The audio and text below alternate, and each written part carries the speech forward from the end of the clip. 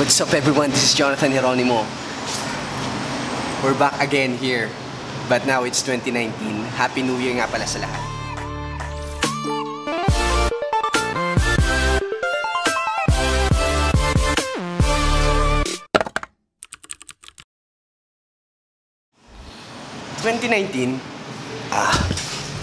Gusto ko i-discover mga paano magiging mas efficient ang buhay natin.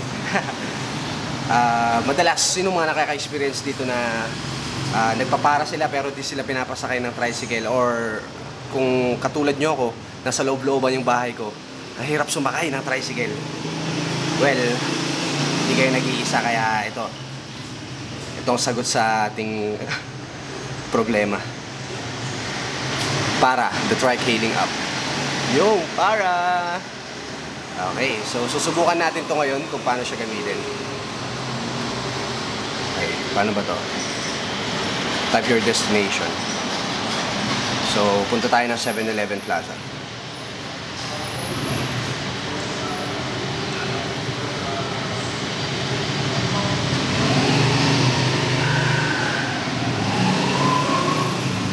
Ayun!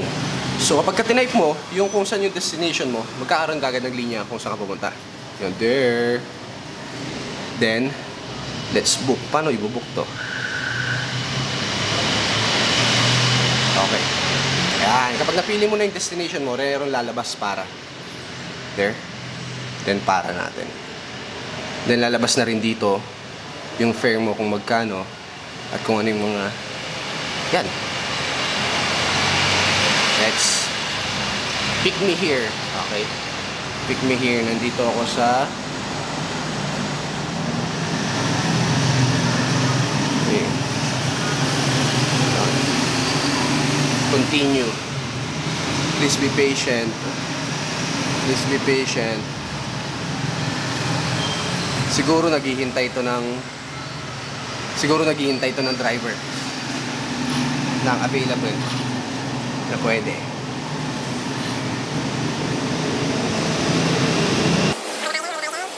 A few moments later.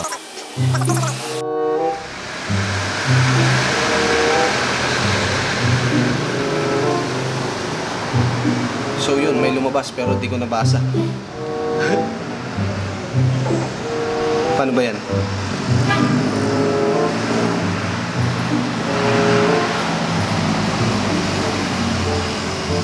Diyan na ba? Diyan na ba kagad?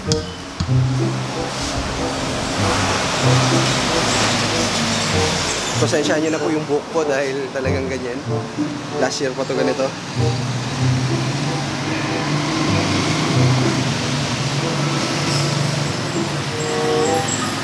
Kayo yun, sir? Nakabook na ba? Ayan, yun pala eh. Okay, so andito na yung ride natin. Sir! Hi sa camera. Hello. So yun sir, no? Nabook ko na kayo. Diretso na tayo sa 7-Eleven. Ganun. Oh, ganun pala. Alright. Sir, yung pin po natin. Yung pin po? Okay. Yung pin ko is, ayan, may lalabas palang pin na kailangan mo sabihin sa driver. 5432.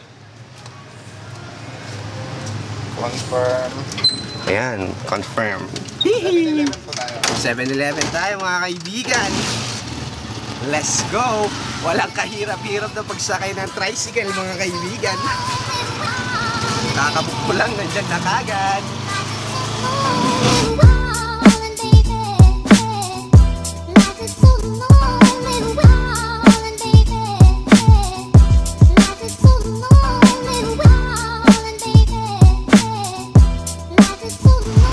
Mabait yung driver na nasakyan natin, ha. Nakikisama siya kahit pinipidyo natin. We're finally here at our destination. Yan. So sa app kanina, nakaindikit na rin doon kung paano tayo magbabayad, kung magkano yung babayaran natin. So yun, babayad tayo ng tama. Kuya! So nakalagay doon is 25 pesos for our trike. At least, katulad nga ng sabi ng iba, time is gold. time is gold. Hindi naman yung dahil mas mura yung paghintay ng para, pero Ito po. ayun, sir, maraming salamat po. Happy New Year, sir. Yan. Sir, papa-install na lang po ah. Ay, oo, sige 5 sir, star. sige, 5 star natin sa app natin, sir. Thank you very much, Alright, so yun, andito na kagad ako sa destination. So, I'll update you later, guys. Maraming salamat. See you. You know, what's up, guys? Update lang, it's been 2 weeks since I filmed this vlog. And ngayon lang ako magkaroon ng oras para i-edit siya kasi dahil sa OJT. Sorry po. Pero lang ako gustong i-share sa inyo na tip para mas maging efficient yung paggamit nyo ng para. Napansin nyo sa vlog na nung nabook ko yung tricycle, hindi kagad siya dumating, di ba? Nagkaroon tayo ng few moments na paghihintay. Siyempre, hindi naman mawawala yan kasi meron siyang travel time kung saan man siya galing, kung malayo man siya o malapit, papunta sa'yo. Merong travel time yan.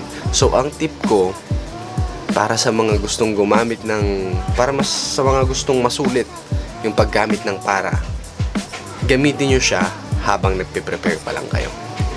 For example, sa bahay ka, tapos ka na maligo, nagbibihis ka na. Habang nagbibihis ka or before ka magbihis, i-book mo na yung para. Para, habang nagpe-prepare ka, yung mismong tricycle ay paparating na rin papunta sa'yo. Kasi syempre, hindi naman nasa tabi mo lang yung tricycle eh. Kasi kung nasa tabi mo lang yung tricycle, hindi ka naman na magbo-book ng para eh. Diba? Kung gagamitin mo yung para app habang nasa kalsada ka, is di sayang lang din. Anong point ng pag-book mo ng mas maaga? Anong point ng pag-book mo ng para kung nasa kalsada ka na mag-book, di ba?